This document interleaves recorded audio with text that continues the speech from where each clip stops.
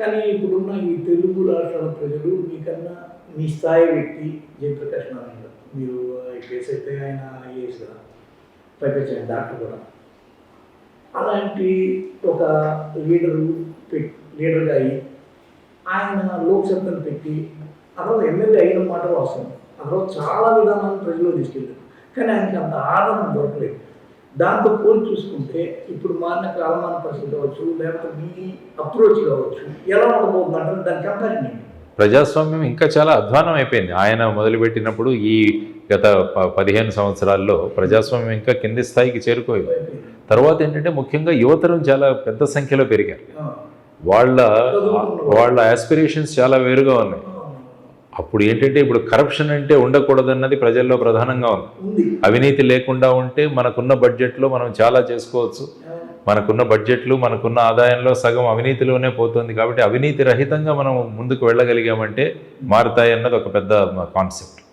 కాబట్టి ఇటువంటి పరిస్థితులలో తర్వాత ముఖ్యంగా ఏంటంటే మన యువతరం రాష్ట్రం ఈ స్థితిలో ఉండడానికి ప్రధానమైన కారణం ఏంటంటే ప్రత్యేక హోదా తీసుకురాలేకపోయారు ఈ పార్టీలు ఏవి అయినా.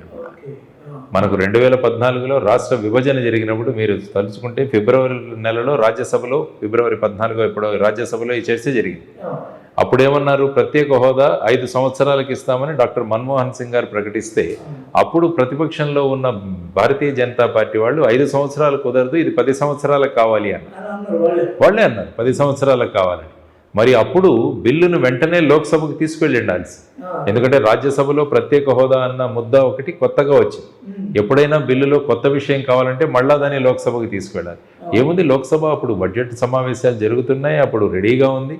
లోక్సభను వెంటనే తీసుకుని మన స్టేట్ రీఆర్గనైజేషన్ బిల్లో విభజన చట్టంలో ప్రత్యేక హోదా ఆంధ్రప్రదేశ్కు 10 సంవత్సరాలు ఇస్తున్నామని రాసి బిల్లు తెచ్చిండొచ్చు కదా.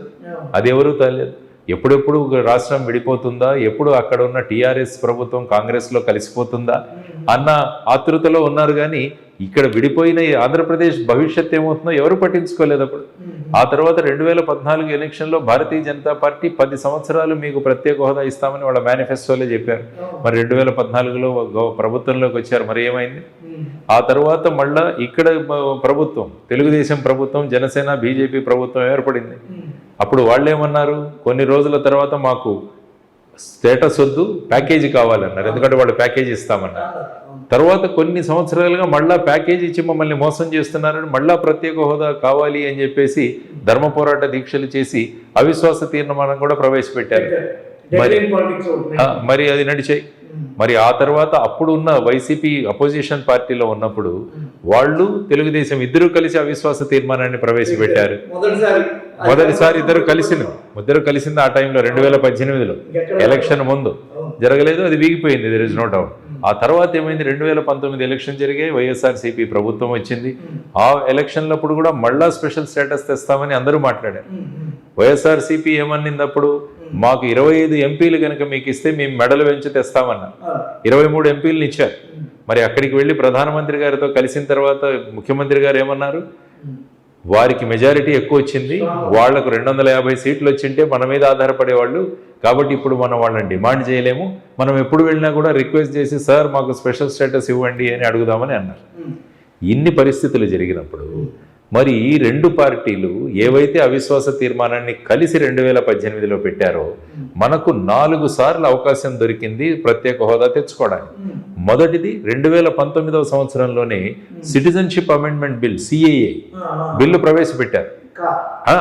అప్పుడే ఆ టైంలో రాజ్యసభలో మెజారిటీ లేదు ఎన్డీఏకి, ఖచ్చితంగా ఈ పార్టీల మీద ఆధారపడి ఉండాలి. అప్పుడు అడిగిండొచ్చుగా, మీరు ప్రత్యేక హోదా ఇస్తేనే మేము దీన్ని సపోర్ట్ చేస్తామని. ఆ తర్వాత రాష్ట్రపతి ఎన్నిక కూడా ఎంపీలు వేయాలి, ఎమ్మెల్యే వేయాలి.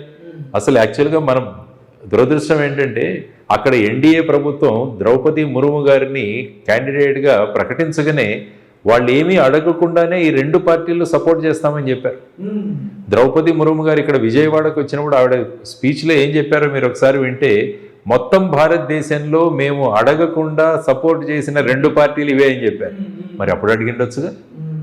మరి ప్రత్యేక హోదా వచ్చేది తర్వాత ఉపరాష్ట్రపతి ఎన్నిక, ఆ తర్వాత మొన్న ఆగస్టు నెలలో సుప్రీంకోర్టు ఏం చెప్పింది, ఢిల్లీ ప్రభుత్వానికి అక్కడ ఉన్న సివిల్ సర్వెంట్లను నియమించుకునే అధికారం ఉంది, లెఫ్టినెంట్ గవర్నర్కి లేదు అన్నారు. అప్పుడు వెంటనే ఒక బిల్లు ప్రవేశపెట్టారు. ఆ బిల్లు మళ్ళా రాజ్యసభకు వచ్చింది. అప్పుడు కూడా మనకు అవకాశం, అప్పుడు కూడా మన వాళ్ళిద్దరు చేతులు ఎత్తేసారు. కాబట్టి ఈ విధంగా జరుగుతున్నప్పుడు జరుగుతున్నట్టు మీరు అనుకుంటున్నారు. మరి ఏం జరుగుతుంది? మనం అడిగేదానికి మనకు దమ్ము లేకుంటే మనం మన రాష్ట్రం ఇంపార్టెంట్ కాదు మనకి. రాష్ట్రం ఈజ్ నాట్ అవర్ ప్రయారిటీ. మన పర్సనల్ ఇవి అక్కడ ఎందుకు భయపడుతున్నారో నాకు అర్థం కావట్లేదు. విశాఖపట్నం స్టీల్ ప్లాంట్ ప్రైవేటీకరణ, మరి అప్పుడు కూడా ఏం మాట్లాడారు? సో ఈ విధంగా అక్కడి ప్రభుత్వానికి భయపడుతూ రాష్ట్రం యొక్క హితాన్ని తాకట్టు పెట్టిన వీళ్ళు ఎందుకు మాకు ప్రత్యేక హోదా తీసుకురాలేదని చెప్పి యువతరం ప్రశ్నిస్తున్నారు. ఇప్పుడు చెప్పమనండి వీళ్ళని ఎవరైనా. మళ్ళీ 2024 ఎలక్షన్ రాగానే పెట్టేస్తారు ప్రత్యేక హోదా తీసుకొస్తామని. మరి ఏం చేశారు? కాబట్టి ఇటువంటి బూటకపు రాజకీయాలు కాదు, నిజమైన రాజకీయాలు రావాలి అన్నది ప్రజల యొక్క కోరిక. ఆ విధంగా ఇటువంటి నిజాలు చెప్పాలి ప్రజలకి. అందువల్ల మేము చెబుతున్నాం ఏంటంటే ఇప్పటికైనా రండి, అందరూ కలిసి వెళ్దాం. పార్టీలను వదిలేసి ఈ 2024 ఎలక్షన్ల ముందే మనం ప్రత్యేక హోదా తీసుకొద్దాం. ఒక ఎలక్షన్ నినాదం కాకుండా ఇది ప్రత్యేక హోదా సాధన సమితి ద్వారా మనం అందరం కలిసి పనిచేద్దాం రండి. ఉన్నాయి. చలసాని శ్రీనివాస్ గారు, సిపిఐ రామకృష్ణ గారు, తర్వాత ఇప్పుడు మధు గారు, ఇప్పుడు శ్రీనివాసరావు గారు, వీరంతా చేస్తున్నారు. వారితో కూడా మేమంతా జాయిన్ అయ్యాము. అందరం కలిసి అందరి పార్టీలను రమ్మంటున్నాం. వచ్చి ఢిల్లీలో కూర్చుందాం. ఏ విధంగా జల్లికట్టు తెచ్చుకున్నారో అక్కడ తమిళనాడులో, ఏ విధంగా రైతులు వాళ్ళు ఢిల్లీలో 1 సంవత్సరం కూర్చొని రైతాంగ బిల్లులు ఏదైతే వాపసు రిటర్న్ తీసుకునేటట్టు చేశారు, ఆ ఉద్యమ స్ఫూర్తి రావాలి ఇక్కడ.